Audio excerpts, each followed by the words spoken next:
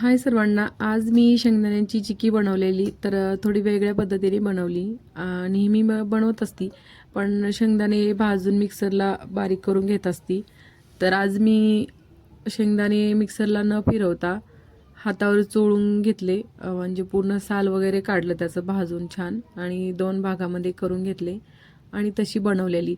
जर का घरात लहान मुलं असली ना, तर त्यांना खूप काय काय खायला पाहिजेच असतं थोडंसं दिवसभरामध्ये. तर बाहेरचं दिल्यापेक्षा काहीतरी घरीच बनवून ठेवलेलं. मी राजगिऱ्याचे लाडू पण घरी बनवत असती आणि शेंगदाण्याचे लाडू किंवा चिक्की वगैरे पण बनवत असती. तर आज असं दाखवल्याप्रमाणे 2 भागामध्ये मी शेंगदाणे करून घेतले छान. थंड झाल्याच्या नंतर हातावर चोळले तरी होतात, पूर्ण साल आणि फटकून घेतले. आणि नंतर गूळ घेतला 1 वाटी, थोडंसं पाणी टाकून त्याचा पाक बनवून घ्यायचा. आणि नंतर शेवटी पाक पाण्यात टाकून बघायचा. गोळी बनली की गॅस बंद करायचा. आणि नंतर एक पाक होईपर्यंत आल्यावर 1 चमचा भरून तूप टाकलेलं, म्हणजे घट्ट होत आला का तेव्हा. तर खूप छान पण होते आणि सगळ्यांनाच आवडते. तर 1 चमचा तूप टाकलं, तुपाने चिक्की नरम होते म्हणून, आणि छान पण होते. जर का माझा व्हिडिओ आवडला ना, तर चॅनलला नक्की सबस्क्राईब आणि कमेंट करा की तुम्ही कशी बनवता. आता मी ते तूप टाकल्याच्या नंतर त्याला छान मिक्स करून घेतलं. आत्ता तरी नाही झाला होता एवढा. पाण्यात टाकून बघितलेली मी नंतर की गोळी बनते का. चांगला घट्ट झाला पाहिजे पाक, तेव्हा गॅस बंद करून टाकायचा.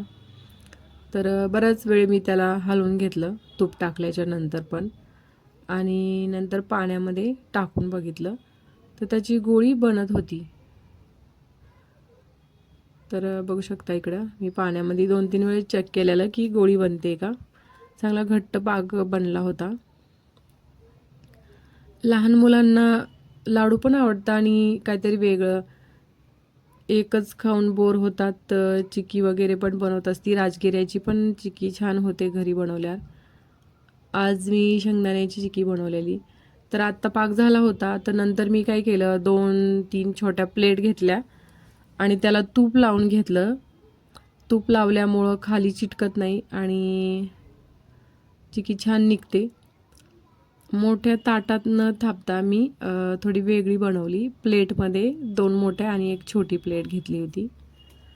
तर यात तूप लावून घेतल्यावर शेंगदाणे टाकून घ्यायचे आणि वरून पाक टाकायचा आणि खूप छान निघते. आणि थोडंसं थंड होऊन दिलं की पूर्ण मोकळी म्हणजे निघती ती, प्लेट सोडती आणि निघती ती चिक्की. तर आत्ता मी याच्यामध्ये शेंगदाणे टाकून घेतले. बघू शकता मी छान 2 भागामध्ये शेंगदाणे हे केलेले, मिक्सरला नाही फिरवलेले, आणि त्याचं साल वगैरे काढून घेतलेलं.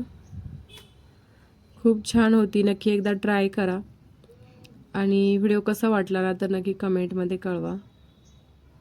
सगळं टाकून घेतलं पांगून व्यवस्थित, आणि वरती आता पाक टाकलेला आहे.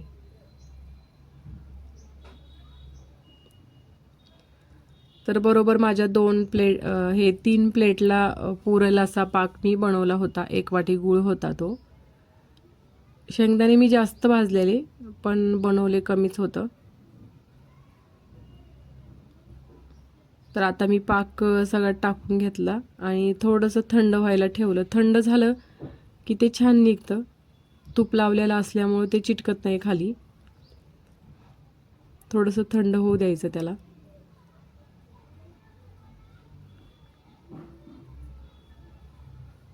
बघू शकता मी टाकून घेतलं आता सगळं ते. पूर्ण व्हिडिओ बघितल्याबद्दल खूप खूप धन्यवाद. थँक्यू.